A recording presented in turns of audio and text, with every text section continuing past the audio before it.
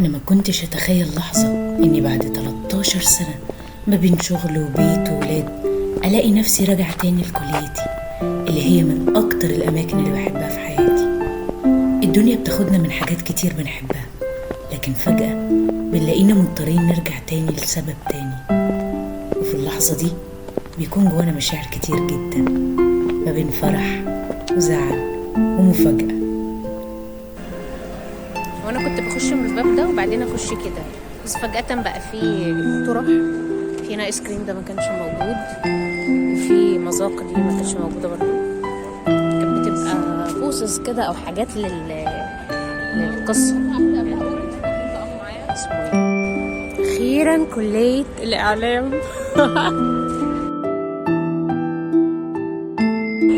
حاسة اني عايزة اعيط سيكا، بس لا مش هعيط. وبرضو نفس بتاع السجادة المفروشة فوق. طبعا الناس اتغيرت، كل حاجة اتغيرت، بس أنا كرحاب ما اتغيرتش إطلاق.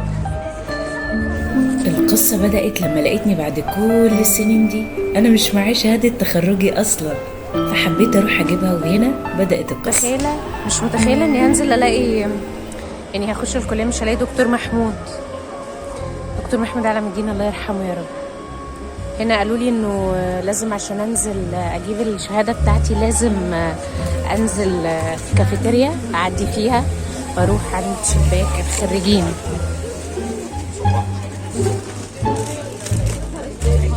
نفس الريحه ونفس المكان ده خد من جدتي رقات. الحقيقه كنت بقعد هنا اقرا قصص ما وراء الطبيعه ونفض للدنيا والناس. هنا شبابيك الخريجين، انا مش عارفه بقى اني واحد فيهم، هشوف كده واكمل الفيديو. اكتشفت ان الموضوع مش سهل خالص، الموضوع قصة كبيرة ولف كتير جوه الجامعة اللي انا اصلا معرفش عنها اي حاجة. فقررت ان انا هتمشى كده واستمتع بالشمس الحلوة دي، وبالمصادفة كان في شوية اغاني كده شغالة، تقريبا كان في انتخابات او حاجة، فالناس كانت مبسوطة قوي، وانا بصراحة قررت ان انا اتبسط واستمتع بالشمس والهواء والاغاني والجامعة اللي انا ما دخلتهاش بقالي. المفروض اني يعني رايحة دلوقتي عند المكتبة المركزية، والفكرة بقى ان انا في حياتي ما عرفت امشي جوه جامعة القاهرة. يعني انا كنت باجي من باب كلية الاعلام، اخش الكلية اخلص حالي وامشي من نفس الباب. طول عمري بتوه جوه الجامعة، ولا زلت لحد الان بسأل فين كذا فين كذا فين كذا. فحاليا مثلا انا بسأل فين باب فين المكتبة المركزية، فين يا جماعة المكتبة القديمة والمكتبة الجديدة، فين كلية آداب أصلا. يعني الواحد كان بائس لدرجة إنه آخره باب كليته بيتوكل على الله يمشي. معرفش هل ده بؤس ولا ده يعني نقدر نقول إيه. أنا كده ماشية في الجامعة ويعني وما زلت تايهة برضو، بس بحاول إن أنا ألاقي المكتب. فين المكتبة؟ أنا عايزة المكتبة كده. يعني انا فين؟ احنا في مصر. يعني للدرجه دي الواحد يعني. معلش يا المكتبه فين؟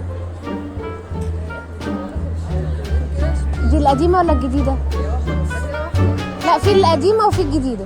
المكتبه المركزيه. المكتبه المركزيه والمكتبه التراثيه. انا هعدي على الاثنين.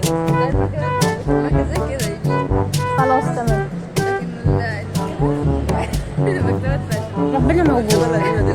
ايوه، ما انا هروح دي وهروح دي، فانا هروح دي الاول. لا، يقال اني عند اداب. مين اقرب؟ اروح عند مين؟ خلاص هروح هنا الاول وبعدين نخش اداب. يا حول الله يا رب. الواحد بيقول لك الغريب اعمى ولو كان بصير. سبحان الله سبحان الله.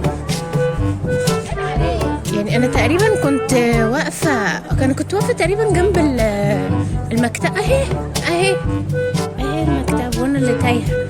يلا الحمد لله. ما زال عندي امل ان انا التحق تاني بجامعه القاهره وادرس تاني عشان اخلص القديم والجديد بقى، يعني عشان الف بقى واقول بقى مش هسيب دكه على طريقه الليمبي. انا مش هسيب دكه، مش هقعد عليها هنا في الجامعه لو ربنا اكرمني ودخلت الجامعه دي تاني.